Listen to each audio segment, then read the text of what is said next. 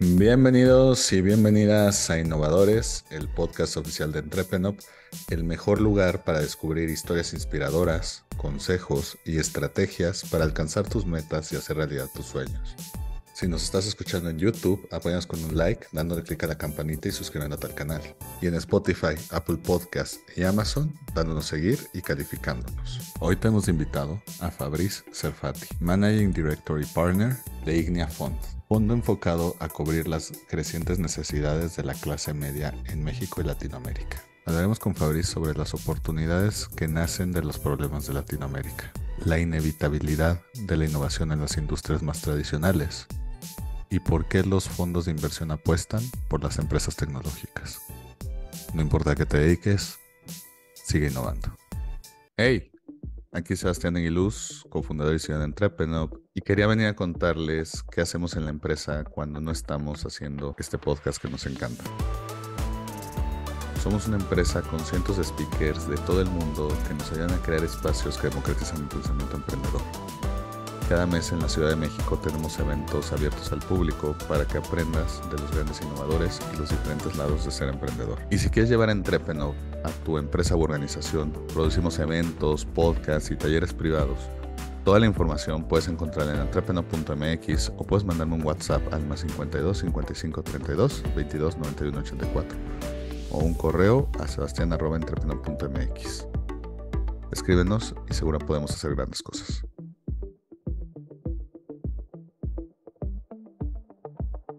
Hola, muy buenas tardes y bienvenidos a otro episodio de The Keep It Up Show. Aquí Sebastián Aguiluz, cofundador y CEO de Entrepreneur, y estoy con Fabrice Serfati, Managing Director and General Partner de Ignea Partners.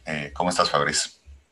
Pues muy contento de estar aquí, mi querido Sebastián. Feliz de la vida de que me regales un espacio de tiempo para contar y para pensar y para platicar. O sea que súper bien, padrísimo, gracias. A ti, al contrario, encantado de tenerte por aquí. Oye, Fabrice, para los que no estén tan familiarizados con Ignea, no sé si nos puedes contar un poquito más sobre lo que hace. Sí, claro, con mucho gusto. Mira, nosotros somos un fondo de Venture Capital. Yo me atrevería a decir que somos posiblemente el más viejo de México, uno de los más viejos de México. Empezamos en el 2007. Invertimos ya ahorita, justo ayer anunciamos el primer cierre de nuestro segundo fondo de VC. Primero tuvimos un fondo de impacto por $100 millones, después hicimos un fondo de impacto de Venture Capital por $100 millones, eso fue en el 2015, y ayer hicimos el primer cierre de nuestro segundo fondo de VC, que es un fondo de $150 millones. Básicamente invertimos en plataformas digitales, nos asociamos con emprendedores que están buscando llegar a resolver los problemas de la clase media emergente en toda Latinoamérica. Básicamente te diría que, nuestra tesis de inversión tiene que ver con el hecho de que en nuestra región, incluso incluiría en ese concepto al mercado hispano en Estados Unidos y literalmente hasta la Patagonia, tenemos problemas fundamentales que todavía hoy no se están resolviendo con plataformas digitales. Y esa es la razón por la cual es un espacio, digamos, en el mundo super hot, ¿no? Temas relacionados con EdTech, temas relacionados con HealthTech, el FinTech que todos escuchamos, comercio electrónico, logística, periféricos, criptos. Mucho de eso hoy en día no se está atendiendo como se debería de atender en ese espacio de mercado y nosotros queremos asociarnos con emprendedores en ese lugar, ¿no? Y lo último que te diría es, nuestra tesis de inversión es específicamente enfocados en negocios B2C, porque nos gusta estar pegaditos al consumidor, pero también reconocemos que cada vez el consumidor está mejor atendido y entonces nos estamos yendo en la escala de valor, en la cadena de valor, a modelos un poquito más B2B, ¿no? Es básicamente lo que hemos hecho. Lo último que te diría es que invertimos en etapas muy tempranas, bueno, no muy tempranas, tenía un pre-series A, es donde nos gusta entrar y luego seguir acompañando a los emprendedores en todo su proceso de consolidación de su cap table, ¿no? Entonces, seguimos invirtiendo en la vida de los emprendimientos. Perfecto. Oye, Fabrice, como inversionista que justamente está enfocado en Latinoamérica, digamos que Latinoamérica es un punto un poquito interesante, vamos a llamarlo, para inversión, porque Por un lado, es una de las zonas más inestables. Estamos metiendo toda la región, pero pues aplica para casi todos. Sí. Pero al mismo tiempo es donde justamente pues está empezando en el sector privado a salir estos oasis, estas empresas unicornios. Por ejemplo, México pasó de no tener un solo unicornio a tener, bueno, depende a quién le preguntes, entre 7 y 9 unicornios. Yo hubiera contestado 8 así de bote pronto, entonces estamos hablando de lo mismo. Exacto. Eh, pero al mismo tiempo las pymes están sufriendo, pero al mismo tiempo la economía se desaceleró, pero al mismo tiempo están entrando tendencias que antes les costaba entrar, como el e-commerce. O sea, entonces Sí. es un lugar interesante. Entonces te quiero preguntar, uno, como inversionista, pues, ¿cómo analizan todo este caos orgánico, por llamarlo de alguna forma? Y Sí. dos, ¿qué oportunidades hay en Latinoamérica que probablemente no encontrarían en lugares un poquito más estables como Europa? Totalmente. Y fíjate que yo agregaría un par de otras variables que son interesantes dentro del proceso de análisis y como de complejidad del espacio. Uno es una etapa pospandémica, donde muchos negocios se tuvieron que reinventar y donde estamos viviendo un entorno inflacionario. Y por el otro lado, para ser completamente honestos también, eh, una incertidumbre, por ponerlo en términos como elegantes, de las políticas públicas, ¿no? Venimos de un momento donde hubiéramos esperado que los gobiernos de la región fueran mucho más activos en términos de todo el dinamismo económico, y la realidad de las cosas es que en el mejor de los casos estuvieron ausentes. Entonces, mira, yo creo que tu punto es muy bueno, y yo creo que como lo vemos nosotros es la gran bendición que tenemos en una geografía como donde nosotros operamos, es que el espacio de necesidad es muy grande, y por el otro lado, la infraestructura que existe y las condiciones demográficas de la región son muy proclives al consumo digital. Eh, Somos una región de 450 millones de habitantes. Somos una región donde la edad promedio oscila dependiendo del país, pero entre los 27 y los 32 años. Somos una región, México específicamente y el resto de Latinoamérica también, altamente conectada, con un costo de dato muy competitivo a nivel internacional.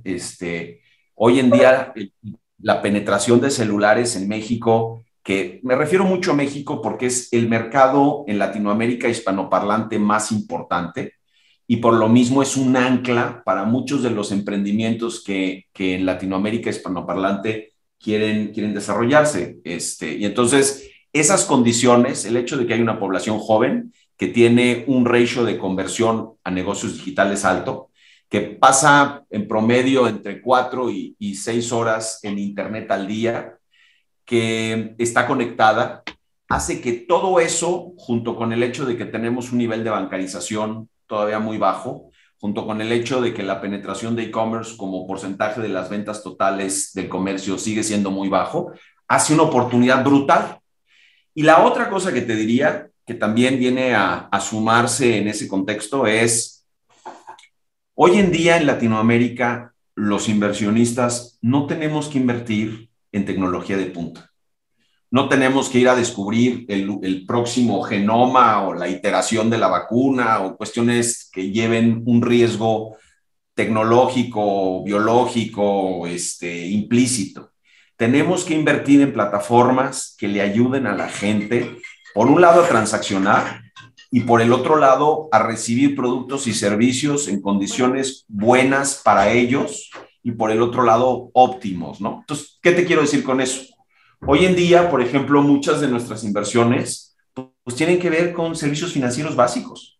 Si tú ves Fondeadora, por ejemplo, que es una de nuestras compañías donde invertimos hace unos 3, 4 años y que invertimos en una etapa incluso previa a la que normalmente invertimos, lo que le estamos llevando son cuentas de banco, que en realidad son cuentas de depósito y para transaccionar a personas que muchas veces es la primera cuenta que tienen. Y desde ahí, pues domicilian su Netflix, domicilian su Spotify, compran en Amazon, compran en Mercado Libre, le transfieren dinero a alguien más a través del sistema financiero tradicional. Entonces, pues no estás inventando nada nuevo, existen muchos otros lugares. Lo que sí estás haciendo es utilizar las plataformas digitales que ya existen, la conectividad que ya existe para llevarles productos de muy buena calidad a un segmento de mercado que se está incorporando ahí, ¿no?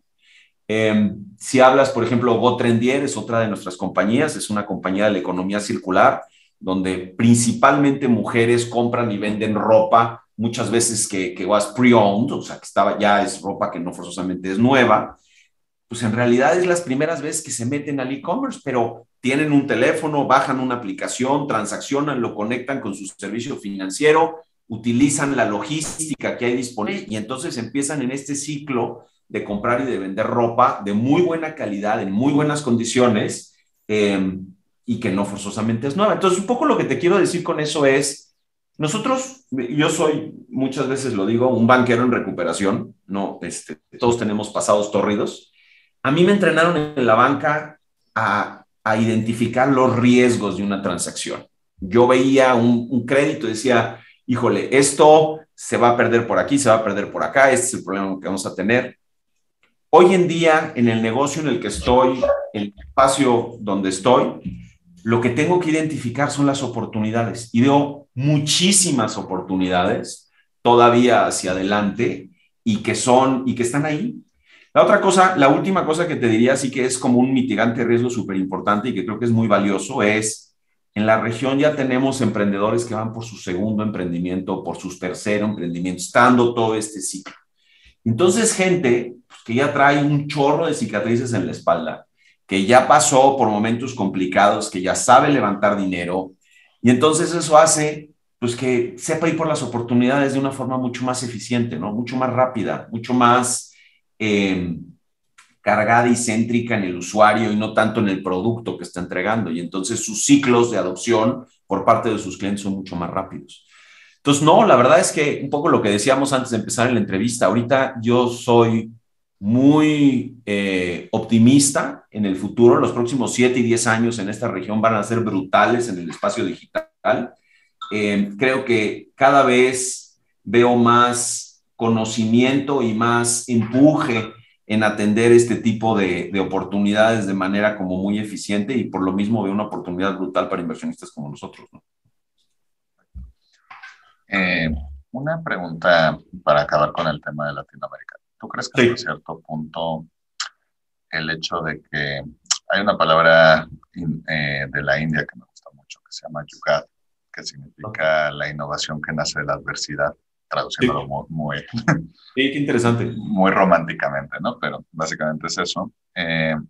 ¿Tú crees que el hecho que ahorita está saliendo tanta innovación en Latinoamérica, tantas empresas que están cambiando la forma de ser, es justamente porque durante mucho tiempo no lo hubo? O sea, volteo a ver el sector fintech en México y unos me dicen, es que no hace lógica que esté muy fuerte aquí porque antes no había, los bancos no daban a las personas oportunidades de banco. Yo justamente por eso es que se han podido posicionar, porque éramos un país de 120 millones de habitantes con todos los niveles socioeconómicos y el 85% no tenía acceso a una cuenta de banco, como tú decías. Entonces, volviendo a la pregunta, ¿tú crees que esta misma innovación es causada porque, para decirlo mal y rápido, teníamos demasiados problemas antes y nos estamos dando cuenta que hay otras formas de solucionarlo y no solo volcando a ver al sector público?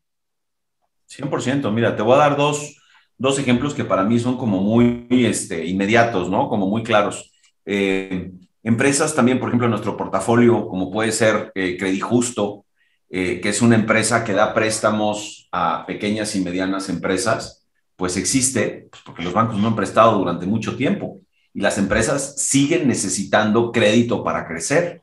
Entonces, justo un poco como dices, ¿no? Por un lado tienes tú vas con un banco y le pides un crédito y las primeras cosas que te van a decir es, pues el aval, pues la garantía real, pues tus estados financieros no me checan, pues una serie de cuestiones por las cuales no te van a dar el financiamiento y la empresa necesita el financiamiento. Y lo que acaba sucediendo es que la empresa se está financiando con sus proveedores. Y entonces, en realidad, de obtener financiamiento por sus propios méritos, un poco lo que está haciendo, está exprimiendo a toda la cadena de valor. Y entonces resulta que, no sé el dato reciente, pero hace un par de años, el nivel de financiamiento con proveedores que reportaba Banco de México oscilaba entre el 65 y el 70% del financiamiento que se otorgaba en el país. Pues eso claramente alguien con dos deditos de frente iba a decir, oye, yo me puedo meter ahí. Sí es verdad que han cambiado mucho la forma como hacemos las cosas y entonces, pues un banco que tiene que mantener una sucursal, que tiene que mantener una infraestructura, que tiene una serie de costos, digamos, no diría hundidos, pero costos de infraestructura, luego llegan este tipo de compañías muy capitalizadas por un lado y por el otro lado con sistemas de operación como muy ágiles y muy flexibles y pues compiten completamente diferente, ¿no? Pero es tu punto y creo que tienes toda la razón. El hecho de que durante mucho tiempo en una economía que llegó a ser la economía 11, 12 del mundo, no hubiera un porcentaje de inversión en pymes vía crédito acorde con el tamaño de economía, habría una oportunidad gigantesca, ¿no? Y por el otro lado te voy a contar una historia que me pasó hace poco, uno de mis hijos, en total tengo 6, entonces tengo mucha muestra de dónde ver cosas que pasan. Uno de ellos quería abrir una cuenta de banco. Se fue a un banco tradicional, le hicieron dar 3 o 4 vueltas, se pasó 2 horas y media en fila y todo el rollo y le abrieron la cuenta. Y luego llegó conmigo y me dijo, oye, pa, ¿no me depositaste? Hombre, sí, claro que te deposité. No, no me depositaste, no tengo dinero en mi cuenta. No, pues revisa tu cuenta, porque sí, sí, estoy seguro que te deposité y aquí está el recibo. Pues resulta que le cobraron una comisión por apertura de cuenta de 250 pesos y pues va y los 250 pesos. Dije, oye, ¿y por qué no abriste una cuenta en Fondeadora? Me dice, no, pues es que no sabía. Dije, baja el app y haz el onboarding. Se tardó 5 minutos, una cuenta que no le cobra comisiones y que además le da entre el 4 y el 5% de rendimiento a la vista. Pues, o sea, ¿cómo le haces? Antes no tenías esas opciones y de repente alguien dijo, oye, te puedo dar un servicio, te puedo pagar interés, te puedo hacer la vida sencilla. Pues it's a no-brainer, ¿no? Más al tema de la oportunidad, pero sin duda viene todo esto, pues como dices tú, pues de que teníamos servicios malos y que al mismo tiempo también pues veníamos lidiando con muchas cosas, ¿no? Y pues, las cosas van mejorando porque el mercado se globaliza y se nos ponen a disposición una serie de modelos de negocios que son muy interesantes, ¿no? De hecho, para que vean que tu hijo no es el único que sufrió de eso y que a uno hasta grande le pasa, o sea, no vamos a decir nombres de banco, pero... No vamos a quemar raza. No vamos a quemar, vamos a hablar de quién habla bien, pero no de quién habla mal. De acuerdo. Un banco tradicional de México, yo 2 horas y media, cuando básicamente agarré y dije, pues quiero sacar una tarjeta de débito, porque yo antes tenía de este mismo banco, pero la de niños. De acuerdo. Entonces, sí, ya soy mayor de edad, quiero ir a sacar esa. Ya lo había dejado de usar por usar de otro banco, que por alguna razón no dejé de usar. Pero fue, bueno, ya quiero otra por si cualquier cosa, es bueno tenerla en diferentes bancos, etc. Y de nuevo, no era ni siquiera una tarjeta de crédito, era una tarjeta de débito. 3 horas y media estuve en el banco esperando, todo para que me dijeran que se les había caído el sistema, que tenía que volver en 2 días y que tenía que volver a empezar. Yo le dije, oye, no me lo tomes a mal, pero literal, todo esto es para que yo tenga el derecho de darte mi dinero. O sea, ni siquiera es un crédito que, ¿sabes? Que tú me estás fiando, entre comillas, el dinero y que yo te lo tengo que pagar. Al revés, claro. O sea, aquí es para que literal yo te dé mi dinero. O sea, para que de todos los bancos tú seas el que diga, aquí lo tengo. Y no, sí, pues no se puede, no sé cuánto. Luego fui con Nubanco, que no es patrocinador nuestro, pero siempre son bienvenidos.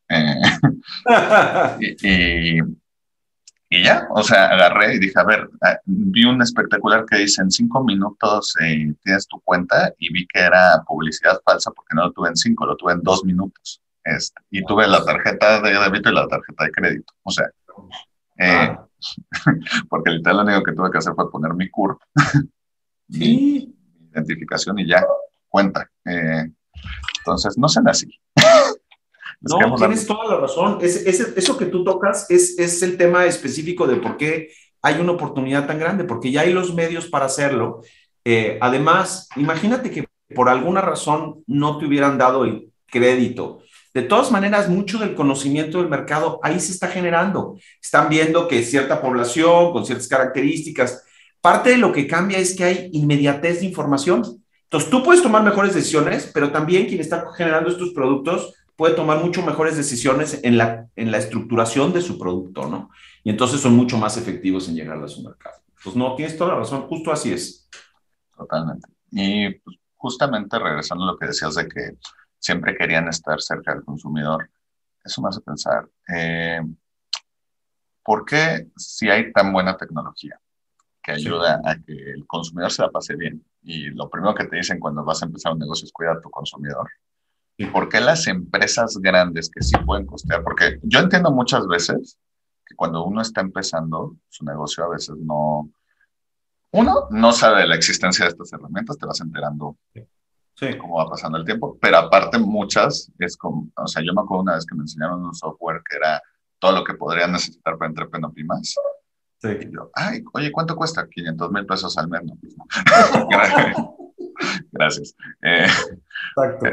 Algún día. Pero bueno, en vez de 2 meses, que con esos 2 meses me compraba un Tesla para que se entienda. Exacto. Pero bueno, o sea, entiendo por qué los emprendedores muchas veces no digamos esto. Pero empresas grandes, gigantes, que sí pueden costear estos servicios, que tienen las opciones de tecnología, que tienen mucha gente capacitada y que podrían hacerle la vida mucho más fácil a su cliente. Eh, ¿por qué crees por qué crees que se olvidan? ¿Es porque dicen, se vuelven números y con que se vaya uno no nos afecta? ¿O, o qué? ¿O simplemente que ya se establecieron y dejaron de este pensamiento de innovar, no solo en cuanto a tecnología, sino en cuanto a procesos, en cuanto a interacción con el cliente?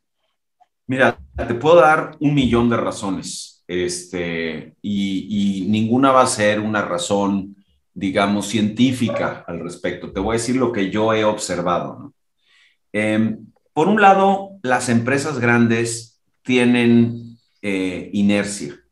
Son empresas que se fundaron hace mucho tiempo y donde muchas veces quien está tomando la decisión, pues es un funcionario, digamos, un director general, pues que ha llegado ahí escalando una estructura y construyendo una carrera. No forzosamente quiere cambiar las cosas. O sea, a él le funcionó estar ahí y de alguna manera yo te diría que culturalmente la estructura piramidal les funciona muy bien. O sea, como individuo tengo una percepción de mi valor intrínseco porque llegué a cierta posición y no quiero cambiar las cosas. ¿Por qué voy a cambiar las cosas? Los cambios de los que estamos hablando, si bien se han dado de forma muy rápida en los últimos 10, 15 años, también es verdad que han venido erosionando de manera muy lenta las industrias legacy. O sea, hoy en día un banco sigue siendo un muy buen negocio. No hay absolutamente ninguna duda al respecto y mucha gente, quizá más grande que tú, más de mi edad, pues todavía no se anima a meterle dinero a una fintech porque me van a robar mi lana. Cuando las fintechs están bien capitalizadas y si te metes un minutito a entender el estado financiero de una fintech, pues te deberías de quedar relativamente tranquilo de que no pasa absolutamente nada, pero estamos en un punto de transición y creo que eso cambia, hace mucho, digamos, hace que las cosas se vayan moviendo en ese sentido, quizá de manera más lenta. La otra cosa que te diría es, creo que también hay condiciones que todavía no son favorables para disrumpir ciertas industrias. Por ejemplo, tú piensas en una industria de salud, hay una serie de resistencias al cambio, sin que sea una industria gigantesca, pero simplemente, por ejemplo, el médico. Empezar a utilizar una plataforma digital para llevar una plataforma digital que le impongan, porque evidentemente no es la que él quiere, a lo mejor él está más cargado a utilizar algo, pero para llevar todos sus expedientes médicos, toda la parte de recetas, muchas veces no lo quieren hacer. ¿Por qué? Pues porque no les salen las narices, porque no es obligatorio y porque su proceso de adopción es más lento. Y eso hace justamente que los tiempos se vayan alargando, porque entonces, ¿qué crees? El paciente tiene que seguir pasando por todo ahí, porque no hay modelos digitales que forzosamente vengan a cubrir lo que está pasando. Entonces, Yo creo que en general el cambio es inevitable. Creo que en todos los sentidos las plataformas digitales vienen a cambiar la manera como hacemos las cosas y yo creo que los incumbents tradicionales poco a poco se van a ir moviendo para allá. Te voy a dar un ejemplo de algo que hace relativamente poco estaba viendo. Hoy en día, tanto Mercado Libre como Amazon en México están súper activos, ¿no? Tienen crecimientos muy importantes. Mercado Libre, la verdad es que ha hecho unas cosas espectaculares. Pues el que más dinero le está metiendo ahorita para transformación de mercado digital es Liverpool. Liverpool se está yendo para allá y todavía hoy la experiencia en Liverpool es muy mala. Si tú compras en Liverpool, pues a lo mejor las cosas no te van a llegar a tiempo o a lo mejor las cosas no te van a llegar en el estado que tú quieras o si las vas a reclamar no te van a dar solución inmediata. Pero es cuestión de tiempo que todo eso se vaya arreglando, porque cada vez su porcentaje de ventas online es mucho más alto en términos relativos que un mes anterior o que un trimestre anterior. Entonces tienen un interés en irse moviendo en ese sentido. Entonces están puliendo su modelo de negocios y yo creo que eventualmente van a llegar ahí y yo creo que eso va a pasar con muchos de los retailers tradicionales que tenemos ahorita. Entonces hay un tema de legacy, hay un tema de inercia, hay un tema de cultura que no forzosamente son temas que puedes medir así a la perfección, como nos gusta hacer las cosas normalmente, pero pues que existen en los negocios y que hacen que las transiciones pues, sean un poco más lentas, ¿no? Yo lo atribuyo a eso, pero creo que pues a nadie le puedes tapar el ojo y gente inteligente pues se va a ir moviendo para allá sin duda. Oye, Fabriz, hace poco vi, no sé si la has visto, pero vi la serie de We Crash, que básicamente Sí, está buena, ¿no? muy buena, sin duda. Eh, Cualquier parecido con la vida real es pura coincidencia, pero bueno. Totalmente coincidencia, sí, de acuerdo. Pero algo que sí es cierto es que, y eso me lleva a la pregunta, Sí. últimamente, bueno, no últimamente, en los últimos años, fuera del social vesting, que es otra parte de la inversión en empresas sociales, para los que no están familiarizados, en general, la gran mayoría de los fondos se enfocan en empresas tecnológicas. Y entiendo por qué. O sea, pues casi todos los unicornios son tecnológicos, si no es que todos, porque pues, ese mismo modelo se adecua mucho a la parte de levantar capital, levantar capital, levantar capital. Pero para los otros emprendedores que pues, no son tecnológicos, yo me quedo mucho con esta serie que llega un momento que hacen una pregunta que yo tenía mucho tiempo. WeWork era antes uno de nuestros patrocinadores y justo nos decían, es que nosotros somos una empresa tecnológica y te juro, Fabriz, estuve un año tratando de entender por qué eran una empresa tecnológica, ¿no? Y aquí de una forma muy directa e indirecta te lo dicen, pues porque era la forma de que podían bajar dinero, ¿no? Entonces, aunque claramente WeWork no entra en una descripción y hasta ahí te dicen por qué no lo es, encuentra la forma de vamos a lanzar esta parte de WeWork Labs, vamos a hacer Space as a Service, o sea, vamos a cambiar todo esto para darle imagen a eso porque es la única forma que nos van a liberar dinero. Entonces, eso me lleva a que muchos emprendedores, yo no creo en los absolutos, mi película favorita es Star Wars y yo creo que solo los Sith creen en absolutos. Yo no creo que todas las empresas tendrían que ser tecnológicas, tampoco todas las empresas tienen que ser exitosas. O bueno, no todas las empresas tienen que ser gigantes para ser consideradas exitosas. Correcto, de acuerdo. Pero para las personas que por su know-how o su misma visión o su simple falta de que están haciendo empresas increíbles y que están haciendo un buen impacto, social o no social, pero un buen impacto, y que no son tecnológicas por naturaleza, algunos tips que les pudieras dar para que los fondos los pudieran voltear a ver como una alternativa a una empresa tecnológica. Y dos, pues, ¿es levantamiento de capital la única opción en principio? ¿O hay otras opciones para ellos? Porque llega un momento que como emprendedor, o sea, y yo soy el mayor defensor de primero hay que validar, crecer orgánico, probar el concepto, etcétera. Pero la realidad es que si estás haciendo las cosas bien, llega un momento donde necesitas dinero para cubrir tu mismo crecimiento, ¿no? Claro. Mira, a ver, es una súper buena pregunta la que haces. Te voy a decir, lo primero es la razón por la cual los fondos invertimos en plataformas digitales, más allá de compañías de tecnología, es porque el despliegue del crecimiento de la compañía se da de forma mucho más eficiente si la haces digital. Si estás hablando de empresas, por ejemplo, que necesitan tener una sucursal física, pues tu crecimiento implica construir una sucursal, equipar la sucursal, ponerle inventario a la sucursal, ver si tiene tráfico la sucursal y eventualmente llevarla, traer gente, estafiar la sucursal y ver si eventualmente llega a un punto de equilibrio donde la misma sucursal ya tiene un volumen, está desplazando producto y eventualmente se vuelve rentable. Todo eso que te acabo de decir, si lo haces desde una plataforma digital, te lo estás ahorrando. Y entonces, la velocidad de crecimiento y la asignación de recursos, digamos, para la parte comercial y de exploración, pues se hace de manera mucho más eficiente. Y por lo mismo, el valor de la compañía pues, crece exponencialmente en términos de su despliegue, de su cobertura comercial, comparado con lo que le costaría a un negocio tradicional crecer de esa misma manera. Entonces, no es que nos gusten las plataformas digitales, simplemente porque nos gusta la tecnología, sino porque nuestro modelo de negocios es invertir y al cabo de 5 o de 7 años, a lo mucho, salir de esas compañías. Entonces, tienen que ser compañías que hayan crecido lo suficiente y generado suficientemente valor para que cuando las vendamos podamos regresar dinero a nuestros inversionistas. Acuérdate que los fondos también somos intermediarios, no es dinero de nosotros, entonces nuestra responsabilidad es dónde ponemos el dinero para que crezca de la forma más efectiva y más eficiente y genere la mayor cantidad de valor para nuestros inversionistas. Ahora, yo creo, y también lo platicábamos hace un momentito, que no todas las compañías son invertibles por fondos como Ignea. Y eso no tiene nada de malo.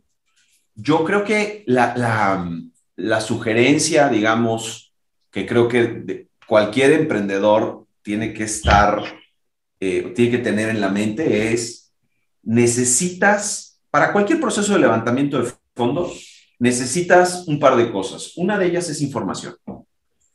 O sea, si tú no tienes información de tu negocio, la probabilidad de que puedas levantar dinero se complica sustancialmente. ¿Por qué? Porque no puedes demostrar que el negocio va a generar dinero. Porque no sabes dónde estás perdiendo dinero, no sabes qué se te está complicando, no sabes qué insumos son los que podrías estar sustituyendo. Y entonces parte de lo que yo te diría, el primer tema que un emprendedor tiene que tener aquí todo el tiempo son sus indicadores y particularmente la rentabilidad de la unidad mínima, digamos, del negocio. ¿Qué quiero decir con eso? Te estaba comentando que ayer estaba yo teniendo una conversación con un chavo que tiene un negocio de sandalias y este tipo de cosas, que como te decía, o sea, no es lo que yo hago normalmente, pero a mí sí me buscan para platicar, yo feliz de la vida y cada vez aprendo, ¿no? Y entonces, parte de lo que le decía es, oye, pero a ver, ¿cuánto te cuesta que esa sandalia que vendes esté en el punto de venta, en el último punto de venta? Y me decía, no, pues es que eso no lo he medido, pero en realidad no es tan relevante porque las pongo con una camioneta mía. Le dije, oye, pues la opción es que lo mandes por mensajería. No, es que cada una de mis sandalias cuesta alrededor de 150 pesos, entonces la mensajería no me sale. Sí, lo que pasa es que no sabes si te sale o no te sale porque lo estás comparando, o sea, estás comparando dos cosas que no son comparables. A la sandalia que tú pones hoy en día con tu camioneta, ponle la depresión de la camioneta, pon la gasolina de la camioneta, pon el financiamiento de la camioneta, pon el mantenimiento de la camioneta, pon el costo ocioso de esa camioneta parada, saca por unidad de esos costos y eso, compáralo con el costo del envío. Eso es como lo tienes que medir. Entonces, a donde voy con esto es, yo creo que para poder levantar fondos necesitas entender perfectamente toda la granularidad de tu negocio y desde ahí puedes empezar a construir una conversación interesante. Creo que los negocios tradicionales, que no forzosamente tienen un componente de tecnología tan grande, pues son más proclives a recibir, por ejemplo, financiamiento de un banco. o de una financiera tradicional. ¿Por qué? Por un lado, porque le entienden, y dos, porque tienen activos reales que pueden servir de colateral para ese tipo de financiamientos. Y entonces habrá quien me diga, oye, pero es que yo no tengo un terreno. Pues no necesitas un terreno, porque en muchos de los casos, por ejemplo, puedes obtener un financiamiento de capital de trabajo poniendo una prenda sobre tu inventario. Y entonces este señor que vende, o sea, que tiene chanclas, pues a lo mejor resulta que esas chanclas le pueden servir de garantía para que le presten dinero para producir más chanclas, y conforme lo va haciendo bien, ese pool de activos va creciendo y poco a poco va generando pues esa plataforma para el financiamiento, ¿no? Entonces, sin querer alargarme demasiado la respuesta, yo te diría, lo primero que tienes que conocer muy bien es al dedillo tu negocio, tus indicadores financieros del negocio, y por el otro lado, pues entender que no forzosamente todos los fondos son para todas las personas o para todos los emprendimientos, pero siempre hay me parece una fuente que es de capital que está disponible, nada más es cuestión de irla a buscar, ¿no? Mucho lo que está pasando ahorita de las fintechs que platicamos hace un momentito, están buscando financiar, pues no a puras empresas tecnológicas. Hay una oportunidad brutal de financiar negocios tradicionales. Entonces hay que acercarse con ellas, no sé, por ejemplo, Jeeves acaba de salir y levantó una lana y pues tiene una tarjeta de crédito empresarial. Oyster está haciendo lo mismo, Confío está haciendo lo mismo, Credijusto está haciendo lo mismo.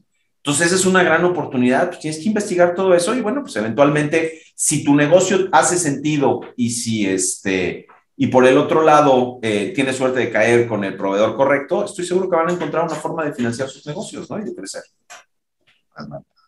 Oye, Fabriz, para ir terminando, a todos los invitados de The Keep It Up Show les pedimos sus 3 sís y 3 no para emprendedores, es decir, 3 cosas que un emprendedor debería hacer sí o sí y 3 cosas que debe evitar a toda costa.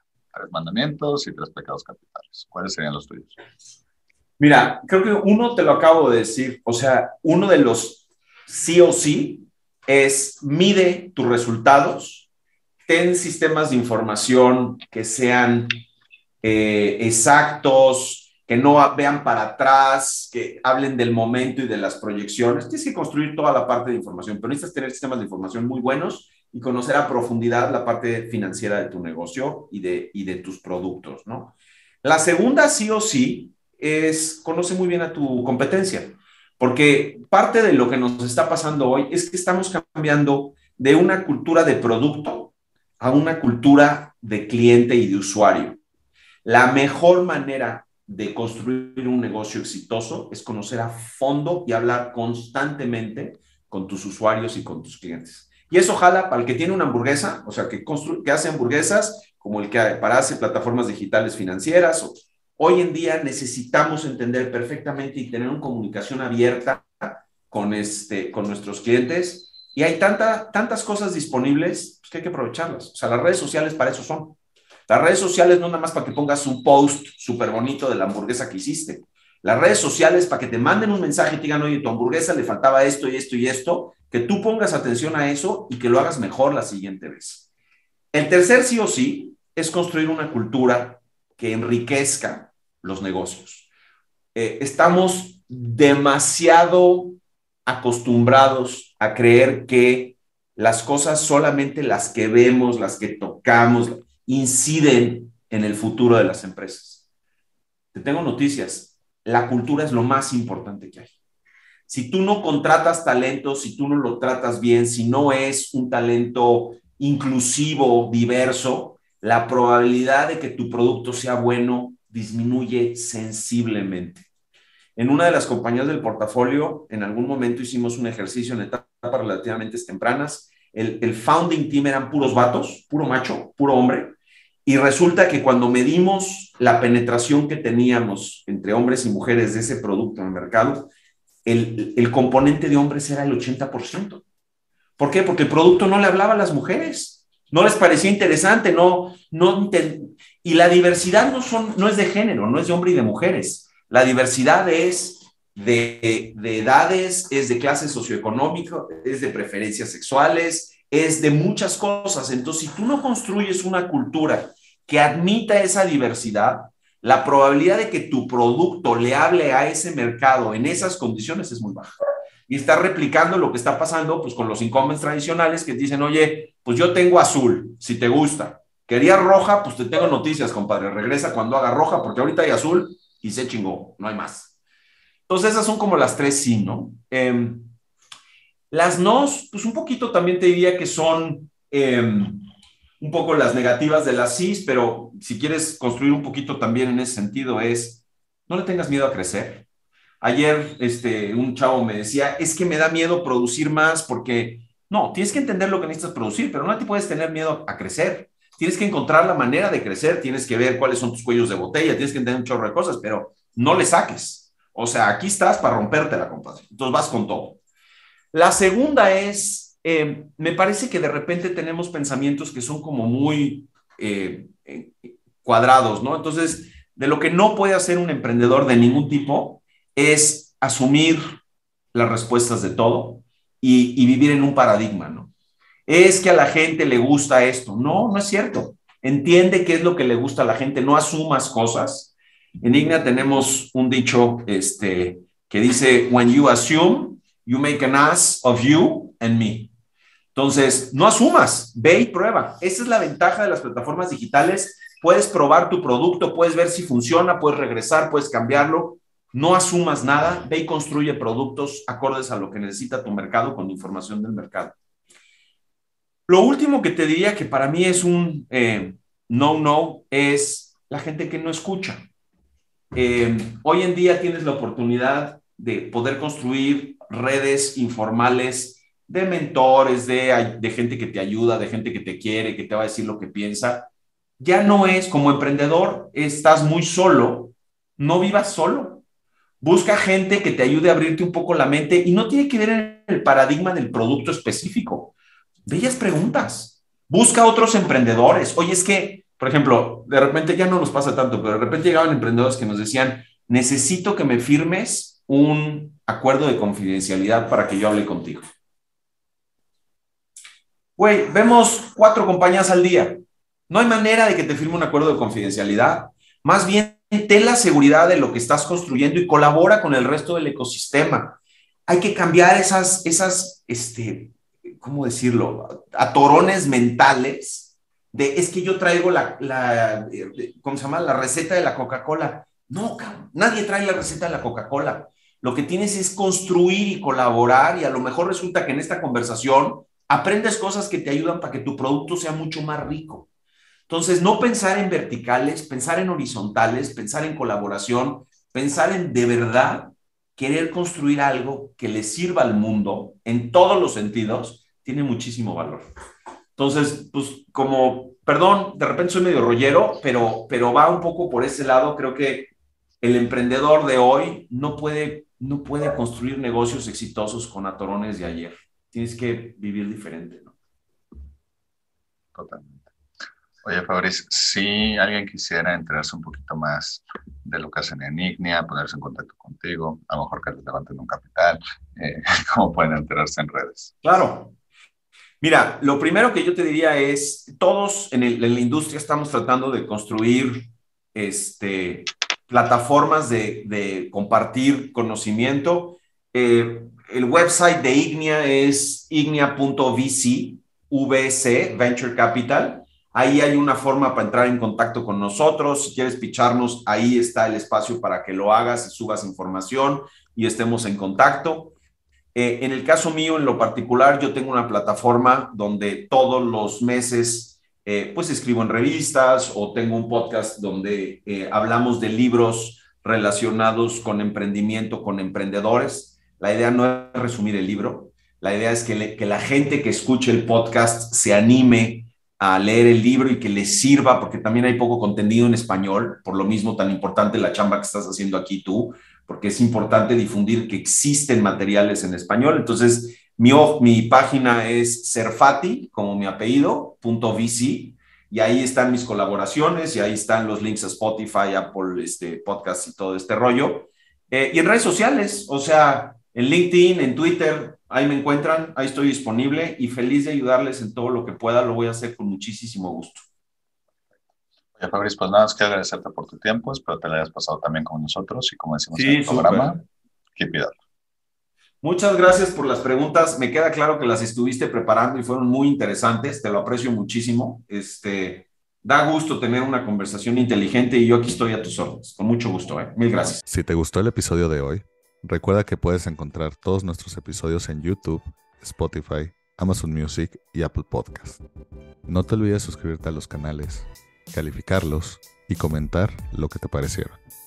Y por favor ayúdanos compartiendo el episodio para que más personas se enteren de este podcast. No importa a qué te dediques, sigue innovando.